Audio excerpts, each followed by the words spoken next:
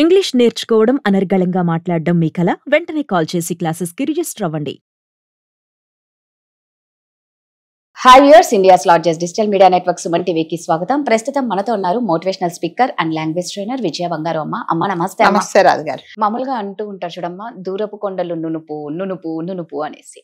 అయితే ఏమైతుంది అంటే, మన ఇండియాలో కన్నా అదర్ కంట్రీస్కి వెళ్ళినప్పుడు పిల్లలు వాళ్ళ చదువుల నిమిత్తమో లేకపోతే పెళ్ళి అయిపోయిన తర్వాత, ముఖ్యంగా అయితే పెళ్ళి అయిపోయి పిల్లలు పుట్టిన తర్వాత ఇంకా అప్పటి నుంచి ఇక్కడున్న పేరెంట్స్ అవసరం చాలా ఉంటుంది వాళ్ళకి. అవును. అయితే ఇక్కడ నుంచి తల్లిదండ్రులు చాలా మంది అక్కడికి వెళ్ళడానికి అంటే బాధ్యత పరంగా ఇష్టం ఉన్నా లోపల బాధ అనేది వాళ్ళకు ఉంటుందండి. అది ఉంటుంది.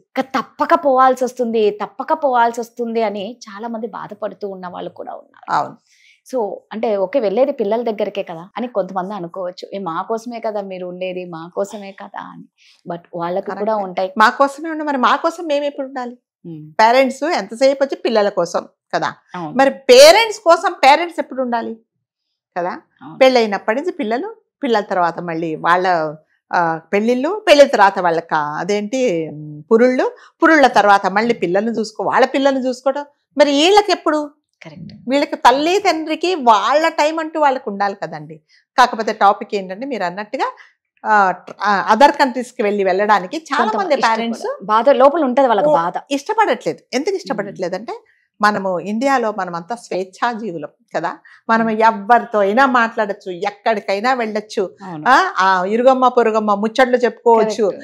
హాఫ్ అన్ అవర్ ట్రావెల్ చేస్తే కూడా ఆ పక్కనోడి మొత్తం మీ డీటెయిల్స్ అని తీసుకుంటాం. పిల్లలు అయిందారా, పెళ్ళయిందా, పెళ్లి కాకపోతే ఎందుకు కాలేదు, పెళ్ళైన తర్వాత పిల్లలు ఎందుకు పుట్టలేదు, ఇక్కడి నుంచి అత్తగారు 10-15 minutes లోనే మాట్లాడుకుంటారు. అది మన ఇండియన్ మెంటాలిటీ ఏంటంటే, ఫస్ట్ మనకి అన్ని డీటెయిల్స్ కావాలి. ఇలా స్వేచ్ఛగా ఉండి మనము అంటే ఇలా ఉండేవాళ్ళము. అక్కడికి వెళ్ళి ఉండడం అంటే అసలు మనుషులు అనేది కనిపించరు ఫస్ట్ ఆఫ్ ఆల్ అక్కడ. ఓకే, మీరు అన్నట్టుగా కొడుకో కోడలో కూతురు అల్లుడా వాళ్ళ పనుల మీద వాళ్ళు ఉంటారు. మన కోసం అని వాళ్ళు ఏం టైం స్పెండ్ చేయరు. వాళ్ళు వారం అంతా పనిచేసి శనివారం ఊసురోమని ఇంటికి వచ్చేస్తారు.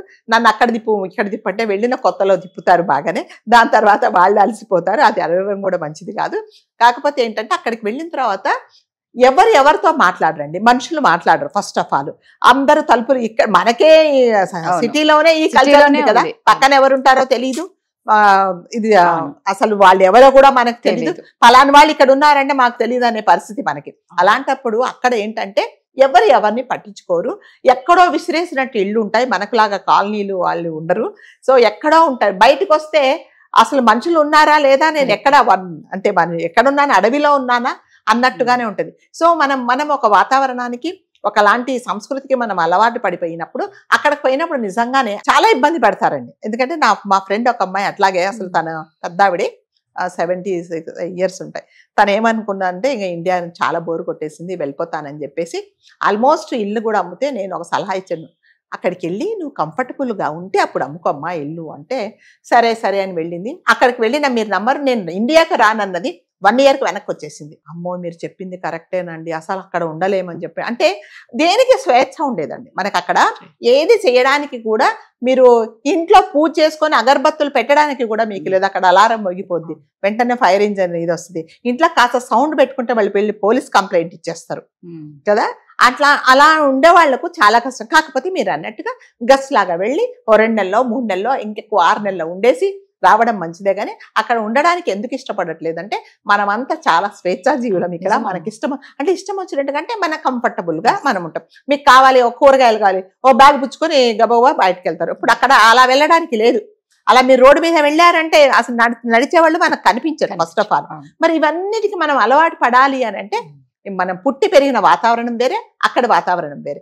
చాలా మటుకు పేరెంట్స్ ఏం చేస్తారంటే, పాపము ఆ వయసులో కూతురో లేకపోతే కోడలో కడుపుతూ ఉంటే కంపల్సరీగా తల్లిదండ్రి అవసరము. చాలా మటుకు 80-90% తల్లిదండ్రులు పెద్దవాళ్ళు అయిన తర్వాత అమెరికా వెళ్తున్నాము అంటే ఇదే పర్పస్ అంతే. అంతకంటే అక్కడ జీతభత్యం లేని అంటే ఐఎమ్ సారీ, నేను పేరెంట్స్ అంటే వాళ్ళు పని మనుషుల్లాగా వెళ్తున్నారు అని చెప్పట్లేదు. వాళ్ళకి ఏంటంటే అక్కడ ఒక హైర్ చేసుకోవడం చాలా కష్టం, ఎవరినైనా ఒక మెయిన్ పెట్టుకోవడం. ఇక్కడ ఏంటంటే సో బాధ్యత అనేది ఒక ఎమోషనల్ ఉంటది. దాని తర్వాత నువ్వు కాక మాకెవరున్నారు, నువ్వు మా కోసం చేయాలి అనేది ఒక బ్లాక్ మెయిలింగ్ ఉంటది. అలాంటప్పుడు కంపల్సరిగా అక్కడ ఉండాల్సిందే తప్పనిసరి. కానీ అక్కడికి వెళ్ళిన తల్లిదండ్రులు ఎన్ని రోజులు చేయగలరు అనేది ఉండాలి. ఇంకొకటి ఏంటంటే ఇప్పుడు మన వాళ్ళు ఇక్కడికి వెళ్ళి అక్కడ ఫారినర్స్ లాగా ఏంటి 100 సార్లు చేతులు కడుక్కోవాలి. ఇంకొకటి ఏంటంటే అస్తమానం గ్లౌజ్ వేసుకొని ఉండాలి, అస్తమానం చెప్పులు వేసుకొని ఉండాలి. ఇవన్నీ మన వాళ్ళకి అలవాట్లేదు. మనం అంతా ఏంటంటే రఫ్ అండ్ టఫ్ అనమాట. అక్కడికి వెళ్ళేటప్పటికి పెద్దవాళ్ళకి ఏంటంటే కొంచెం ఇబ్బంది అవుతుంది. కాబట్టి కాకపోతే ఏంటంటే కొన్ని రోజులు ఉండేసి గెస్ట్ లాగా ఉండి రావచ్చే గానీ ఈ కారణాల వల్ల చాలా మటుకు అక్కడికి వెళ్ళి ఉండాలనుకునే వాళ్ళు కూడా వచ్చారు. మా ఫ్యామిలీ ఫ్రెండ్ ఒక అతను ఉన్నాడు, పాపం వాళ్ళ మిస్సెస్ ఈ మధ్య పోయారు. ఆయనకు ఒకటే కూతురు, అతను వెళ్ళాడు. ఇలా వెళ్తున్నానండి అంటే అదేంటి సార్ అంత హాయిగా సంతోషంగా వెళ్ళాలి కదండి. ఏం సంతోషం అండి, ఒకటే ఒక మనవరాలు ఉంది. అయితే ఆ మనవరాలు ఈ ఊర్లోని అసలు రూమ్ లో నుంచి బయటికి రాదు. వచ్చిన తర్వాత వాళ్ళ అమ్మాయి చెప్తుంటే పోయి తాతగారిని పలకరించుంటే హాయ్ తాతయ్య హౌ ఆర్ యు అని వెళ్ళిపోద్దట లోపలికి. మనకేంటంటే మనవడు మనవరాలంటే ఒళ్ళ కూర్చోబెట్టాలి, ముచ్చట్లు చెప్పాలి కదా, వాళ్ళకి తినిపించాలి, వాళ్ళతో ఏమి లేవు. I'm busy with my games, computers, I have work అని చెప్పేసి వెళ్ళిపోద్దట లోపలికి. నేను ఎవరితో మాట్లాడాలంటే నాకు అర్థం కావట్లేదు, బయటకు వెళ్తే నాకు ఎవరు ఫ్రెండ్స్ లేరు, ఈ 3 నెలలు ఎట్లా గడపాలో నాకు తెలియటం లేదు అని అతను అంత బాధపడుతున్నాడు అనమాట. కాబట్టి మీరు అన్నట్టుగా దూరపు కొండలు నునిపి, కాకపోతే ఏంటంటే వెళ్ళి ఇలా ముట్టుకొని రావాలి కానీ ఎక్కడమంటే మాత్రం కింద జారి పడిపోతాం. కరెక్ట్ గా చెప్పారమ్మా. నిజంగా ఇక్కడ ఏంటంటే ఇక్కడ మీరు అన్నట్టు ఫుల్ ఫ్రీడమ్ ఉంది. అంటే మనుషులు దగ్గరలో ఎప్పుడు కనిపిస్తూ ఉంటారు. బయటికి వెళ్ళాలి అంటే ఒకరి పైన ఆధారపడిన అవసరం లేదు. ఇప్పుడు ఇండియన్స్ మన మెంటాలిటీ ఏంటంటే మనకి ముచ్చట్లు కావాలి. ఫస్ట్ అమ్మలక్కల ముచ్చట్లు కావాలి. ఏం కూర వండావు, ఏం చేసి అత్తగారు ఏమనింది, కోడలు ఏముంది, ఇవాళ ఏంటి మీ ఇంట్లో సౌండ్లు వినిపించాయి, ఇవన్నీ మనకు కావాలన్నమాట. అసలు సౌండ్ చేసినోడికి గుర్తుంటది కానీ వినిపించినోడు ఫస్ట్ అడుగుతాడు. ఎందుకంటే ఇవన్నీ మనకి యాంగ్జైటీ ఎక్కువ, అన్ని ప్రతి విషయం తెలుసుకోవాలని చెప్పేసి. సో వాళ్ళకి అలా వాళ్ళ మెంటాలిటీ అది కాదండి. మనం ఒక చోటికి వెళ్ళి మనం ఉన్నాము అంటే వాళ్ళ వాతావరణానికి మనం అలవాటు పడాలి కానీ మనకు లాగా వాళ్ళు ఉండరు. ఫారినర్స్ చాలా అంటే మనము వాళ్ళు కనిపించగానే హలో హాయ్ అంటారు అంతే. మనమే అల్లుకుపోదామంటే వాళ్ళు దింపేస్తారు మనని అని చెప్పేసి వెళ్ళి గెస్ట్ లాగా ఉండడమే మంచిది. కానీ ఇంకా తప్పనిసరి పరిస్థితులలో అంటే మీరు అన్నట్టుగా ఇంకా అన్కంఫర్టబుల్ గా ఫీల్ అయ్యే ఉంటారు కానీ కంఫర్టబుల్ గా అయితే అక్కడ ఎవరు ఉండరు. వెళ్ళేసి చక్కగా అన్ని వాళ్ళు చూపించేసి ఫ్లైట్ ఎక్కేసి ఇంటికి రావడమే బెస్ట్. అంతే. సూపర్ అమ్మా, థ్యాంక్ యూ.